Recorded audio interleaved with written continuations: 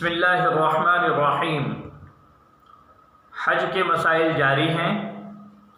میقات کے تعلق سے ذکر کر رہے ہیں کہ میقات کی لغوی تعریف یہ ہے کہ حد یا کسی فعل کے لیے متعینہ وقت کو میقات کہتے ہیں، اور شرعاً اس حج کے باب میں عبادت کی ادائیگی کے لیے متعین وقت اور جگہ کو کہا جائے گا۔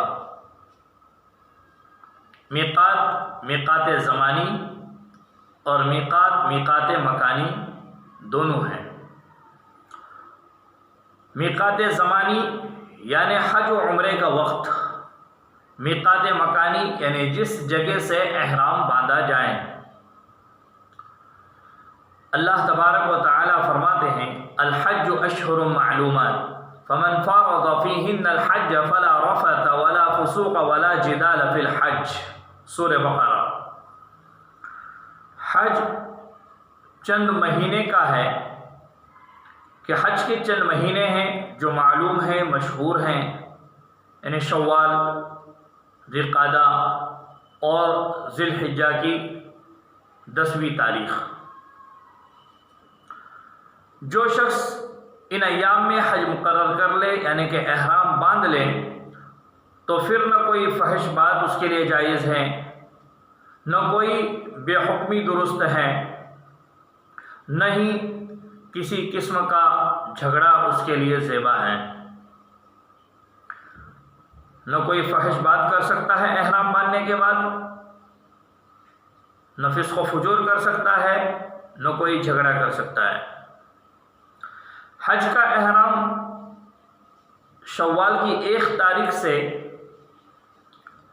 ذی الحجہ کی 10ویں تاریخ کی فجر تک کسی بھی وقت باندھ سکتا ہے۔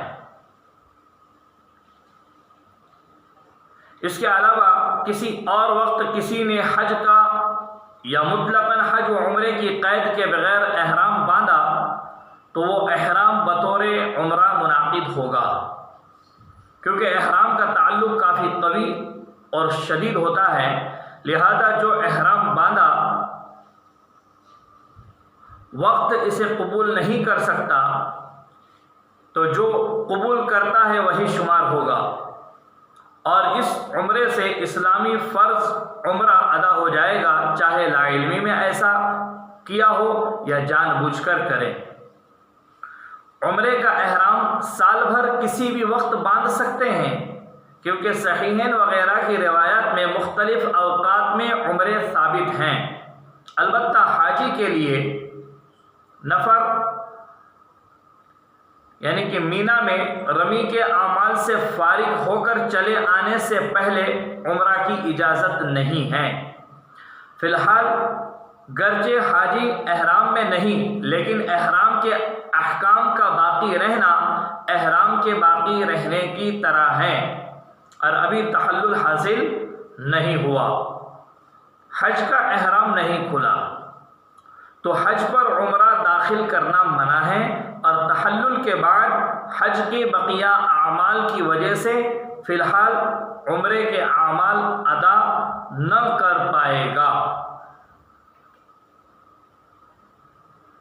یہ تو ہوا میقات زمانی۔ میقات مکانی جو حرم مکہ میں ہو اور عمرہ کرنا چاہیں، اسے احرام کے لیے حرم سے باہر حل میں جانا لازم ہے۔ صحیحین کی روایت میں ہے کہ آپ صلی اللہ علیہ وسلم نے حضرت عائشہ رضی اللہ تعالی عنہا کو حج کے بعد تنعیم میں روانہ فرمایا اور انہوں نے وہاں سے عمرہ ادا کیا۔ تنعیم مکہ سے سب سے قریبی حل ہے۔ حل میں عمرے کے احرام کے لیے سب سے افضل مقام جعرانہ ہے، کیونکہ آپ صلی اللہ علیہ وسلم نے سن ہجری 8 میں فتح مکہ کے بعد غزوہ حنین سے واپسی پر اسی مقام سے رات جا کر عمرہ انجام دیا ہے۔ اس روایت کو صحیحین میں نقل فرمایا۔ یہ طائف کے راستے میں مکہ مکرمہ سے 6 فرسخ 18 میل کے فاصلے پر ہیں۔ پھر تنعیم افضل ہے، کیونکہ حضرت عائشہ رضی اللہ تعالی عنہا کو آپ صلی اللہ علیہ وسلم نے وہیں سے عمرہ کروایا۔ اب وہی مسجد عائشہ رضی اللہ تعالی عنہا موجود ہیں۔ یہ مکہ مکرمہ سے 1 فرسخ 3 میل دور ہیں۔ پھر حدیبیہ سے عمرہ افضل ہے، جو مکہ سے 6 فرسخ کی مسافت پر ہے، کیونکہ آپ صلی اللہ علیہ وسلم نے صلح حدیبیہ کے سال ذوالحلیفہ سے عمرے کا احرام باندھنے کے بعد مقام حدیبیہ سے مکہ مکرمہ میں داخل ہونے کا ارادہ فرمایا، لیکن مشرکین آڑے آئے، لہذا امام شافعی علیہ الرحمہ نے جس پر آپ صلی اللہ علیہ وسلم نے عمل کیا اسے مقدم رکھا، پھر جس کا آپ صلی اللہ علیہ وسلم نے حکم دیا، پھر جس کا آپ صلی اللہ علیہ وسلم نے ارادہ فرمایا۔ اس میں یہ بتلایا ہے کہ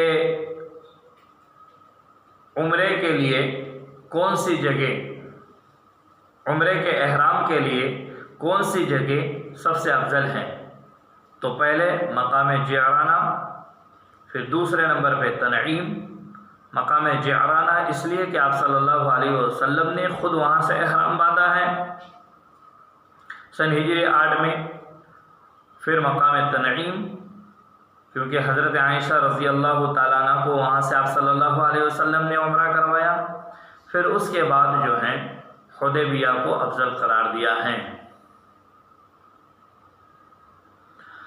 اگر کوئی مکہ سے ہی احرام باندھ کر عمرہ کر لے اور حل میں نہ جائیں تو یہ عمرہ صحیح ہو جائے گا اور اس سے اسلامی فرض عمرہ بھی ادا ہوگا، لیکن میقات سے احرام کے چھوڑنے کی وجہ سے اس پر دم واجب ہوگا اور وہ شخص گنہگار بھی ہوگا۔ لیکن احرام باندھنے کے بعد کسی اور عمل کے ادا کرنے سے پہلے میقات یعنی حل میں جا کر آئیں تو دم لازم نہیں، کیونکہ اس نے میقات سے مکہ کی مسافت احرام کی حالت میں طے کیا اور تمام اعمال بعد میں انجام دے، تو گویا کہ میقات سے ہی احرام باندھا۔ اگر پہلے سے میقات جانے کا ارادہ تھا تو اس تقدیم احرام سے گنہگار نہ ہوگا۔ مکہ سے حج کا احرام باندھنے کے لیے میقات خود مکہ ہی ہے، چاہے قران کا احرام ہو یا وہ شخص غیر مکی ہو۔ آفاقی یعنی دنیا کے مختلف علاقوں سے حج یا عمرے کے لیے آنے والوں کے میقات کی تفصیل حسب ذیل ہیں۔ مدینہ منورہ کی طرف سے آنے والوں کے لیے ذوالحلیفہ میقات ہیں، جو مکہ مکرمہ سے تقریباً 10 مرحلے کے فاصلے پر اور مدینہ منورہ سے 6 میل کے فاصلے پر ہیں، جو آج کل ابیار علی کے نام سے معروف اور مشہور ہیں۔ شام، مصر اور مغرب سے آنے والوں کے لیے جحفہ میقات ہیں۔ تہامت الیمن، چین اور ہندوستان کی طرف سے آنے والوں کے لیے یلملم میقات ہیں، جو ایک پہاڑی کا نام ہے جو مکہ مکرمہ سے 2 مرحلے کے فاصلے پر ہیں۔ نجد یمن اور نجد حجاز کی طرف سے آنے والوں کے لیے میقات قرن ہے، جو مکہ سے 2 مرحلے کی مسافت پر ایک جگہ کا نام ہے۔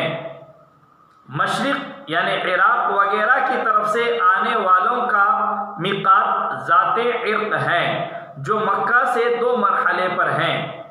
حدیث حضرت ابن عباس رضی اللہ تعالیٰ عنہما فرماتے ہیں کہ آپ صلی اللہ علیہ وسلم نے میقات کی اس طرح تعیین فرمائی: اہل مدینہ کے لیے ذوالحلیفہ، اہل شام کے لیے جحفہ، اہل نجد کے لیے قرن، اہل یمن کے لیے یلملم، اور فرمایا کہ یہ ان علاقوں کے لوگوں کے لیے اور دوسرے علاقوں سے اس طرف سے گزرنے والوں کے لیے میقات ہیں جو کہ حج اور عمرے کے ارادے سے آئیں۔ جو ان حدود سے اندر ہو، یعنی مکہ مکرمہ کی طرف، وہ جہاں سے حج یا عمرے کا سفر شروع کرے وہی ان کے لیے میقات ہے، یہاں تک کہ اہل مکہ مکہ ہی سے احرام باندھے۔ صحیحین نے اس روایت کو نقل بھی کیا ہے۔ حضرت عائشہ رضی اللہ تعالیٰ عنہ کا فرمان ہے کہ آپ صلی اللہ علیہ وسلم نے اہل مدینہ کے لیے ذوالحلیفہ، اہل مصر، اہل شام اور مغرب کے لیے جحفہ کو میقات قرار دیا۔ حضرت عائشہ رضی اللہ تعالیٰ عنہ فرماتی ہیں آپ صلی اللہ علیہ وسلم نے اہل عراق کے لیے ذات عرق کو میقات مقرر کیا ہے۔ اس روایت کو امام ابو داؤد وغیرہ نے اسناد صحیح کے ساتھ نقل کیا ہے۔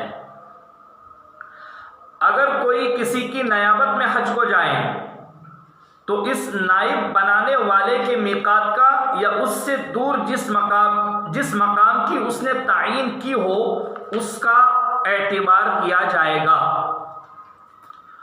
جو شخص میقات سے دور رہتا ہو اسے میقات سے احرام افضل ہے نہ کہ گھر سے، کیونکہ آپ صلی اللہ علیہ وسلم نے بالاجماع حجۃ الوداع میں ذوالحلیفہ سے احرام باندھا نہ کہ مدینہ منورہ سے۔ اسی طرح عمرۃ الحدیبیہ میں بھی آپ صلی اللہ علیہ وسلم نے ذوالحلیفہ سے احرام باندھا نہ کہ مدینہ منورہ سے۔ اس روایت کو امام بخاری رحمۃ اللہ علیہ نے نقل کیا ہے۔ اپنے گھر سے بھی احرام باندھ سکتا ہے کیونکہ صحابہ کرام رضوان اللہ تعالی علیہ اجمعین اور تابعین کی ایک جماعت نے ایسا کیا ہے۔ میقات پر پہنچنے تک عورت کو حیض یا نفاس شروع ہونے کا اندیشہ ہو تو پہلے ہی احرام باندھنا سنت ہے۔ میقات کے ابتدائی حصے سے یعنی جو مکہ سے نسبتاً دوری پر ہو احرام باندھنا افضل ہے بنسبت درمیانی اور آخری حصے کے، تاکہ بقیہ میقات سے احرام کی حالت میں گزرے، لیکن ذوالحلیفہ میں اس مسجد سے احرام افضل ہے جہاں سے آپ صلی اللہ علیہ وسلم نے احرام باندھا ہے۔ جس حاجی کے راستے میں مذکورہ میقات میں کوئی نہ پڑتا ہو، یعنی جن میقات کا تذکرہ کیا گیا ان میں سے کوئی میقات نہ آتی ہو، وہ دوران سفر دائیں یا بائیں جانب کسی میقات کے محاذات یعنی صد میں جب پہنچ جائے تو وہی اس کے لیے میقات ہیں، یعنی جس جگہ پہنچا، جس طرف پہنچا وہ اس کے لیے میقات ہوگا۔ دونوں طرف میقات ہو تو جو زیادہ قریب ہو اس کا اعتبار ہوگا، دونوں ایک ہی پاس فاصلے پر ہو تو جو مکہ سے زیادہ دور ہو اس کا اعتبار ہوگا۔ اگر کوئی بھی میقات محاذات میں نہ آئے تو مکہ مکرمہ سے 2 مرحلے یعنی مسافت قصر کی دوری پر اس کا میقات شمار ہوگا، کیونکہ مکہ مکرمہ سے اس سے کم فاصلے پر کوئی میقات نہیں۔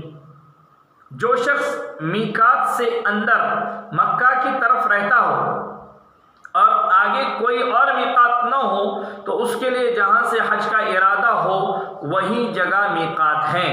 اسی طرح کوئی باہر سے آ کر میقات سے گزرے اور فی الحال حج یا عمرے کا ارادہ نہ ہو، پھر میقات گزرنے کے بعد آگے جا کر ارادہ ہوا تو جہاں سے ارادہ ہوا وہیں سے احرام باندھے۔